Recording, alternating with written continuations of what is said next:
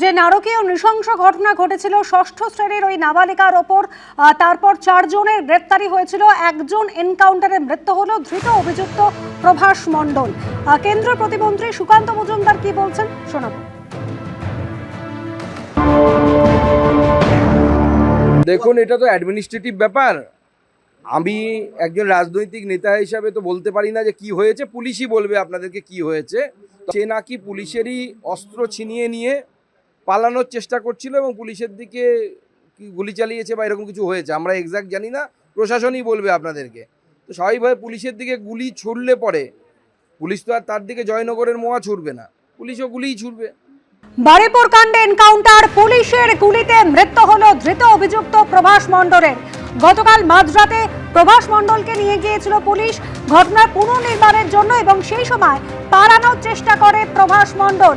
পুলিশের service revolver ছিনিয়ে নিয়ে পালানোর চেষ্টা করে, সে সময় পাল্টা গুলি চালায় পুলিশ। সরাসরি আপনাদের ঘটনাস্থলে নিয়ে যায় ঠিক যে জায়গা থেকে প্রভাস মণ্ডল পালানোর চেষ্টা করেছিল। আমাদের প্রতিনিধি আবির দত্ত সরাসরি রয়েছিল আমাদের সেখান থেকে। আবির,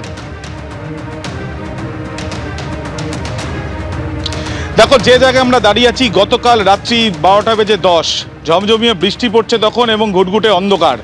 চারিদিকে এদিকে দেখলেই দেখা যাচ্ছে যে এটা ক্ষেতের জমি এবং পাশেই রয়েছে সূর্যপুর স্টেশন, যেখান থেকে 50 মিটার দূরত্বে স্টেশনের থেকে যদি রেল লাইন বরাবর কেউ আসে তারপরে ডান দিকেই কিন্তু এই অঞ্চল।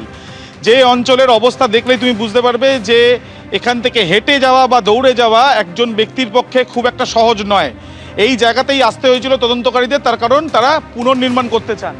এই যে সামনের জায়গাটা রয়েছে সেখান থেকে আমরা দেখছি যে যে জায়গাটা ঘিরে রাখা হয়েছে শ্যামল জানা দেখাচ্ছে, সেই জায়গা হচ্ছে ওই নাবালিকাকে তার মৃতদেহ এখান থেকে উদ্ধার করা হয়েছিল।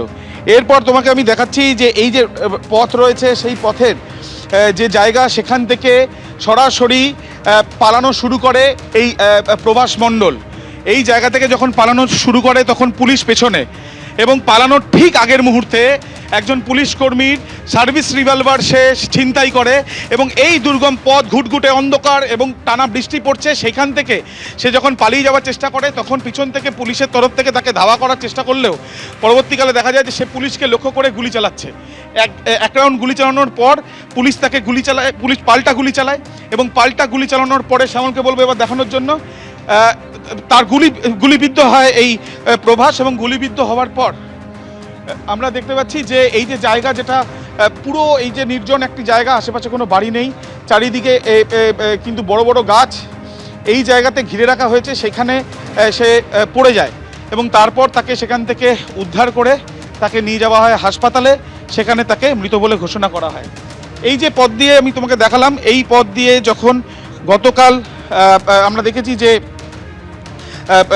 প্রভাস মণ্ডল তাকে যখন এখানে নিয়ে আসা হয় পুনর্নির্মাণের জন্য তাকে নিয়ে আসা হলে সে এখান থেকেই পালিয়ে যাওয়ার চেষ্টা করে। এই অঞ্চল তার জন্য যথেষ্টই পরিচিত।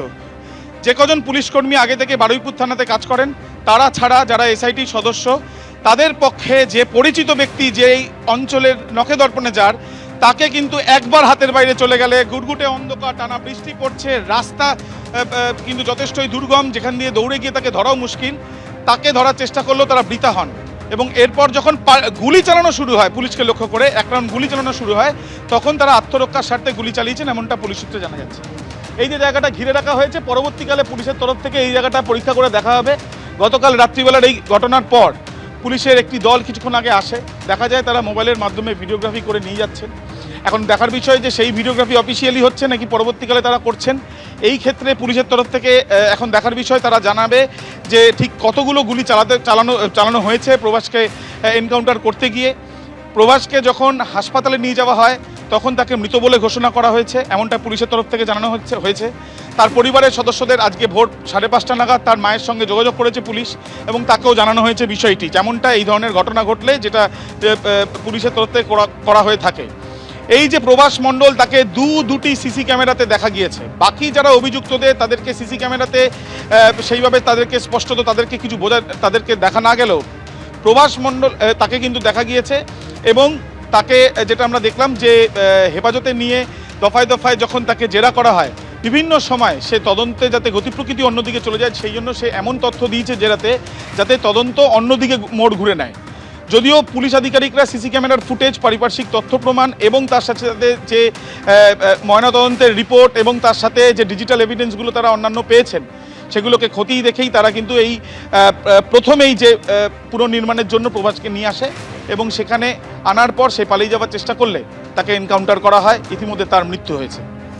একেবারে আবির দত্ত আমাদের প্রতিনিধি যেরকম দেখালেন, একেবারে ঘটনাস্থলে যেখান থেকে প্রভাস মণ্ডল পালানোর চেষ্টা করেছিল, ঘটনার পুনর্নির্মাণ চলছিল এবং সেই সময় প্রভাস মণ্ডলকে নিয়ে যাওয়া হয় ঠিক যেখানে নাবালিকার দেহ উদ্ধার হয়েছিল সেখান থেকে ঢিলছোড়া দূরত্বে। প্রভাস মণ্ডল পুলিশের হাত ছাড়িয়ে পালানোর চেষ্টা করে, সার্ভিস রিভলভার ছিনিয়ে নিয়ে এক রাউন্ড গুলিও চালায় বলে পুলিশের দাবি এবং সেই সময় আত্মরক্ষার্থে পাল্টা গুলি চালায় পুলিশ। এরপর জখম অবস্থায় তাকে নিয়ে যাওয়া হয় হাসপাতালে, চিকিৎসকরা মৃত বলে ঘোষণা করেন। এবিপি আনন্দ, এগিয়ে থাকে, এগিয়ে রাখে।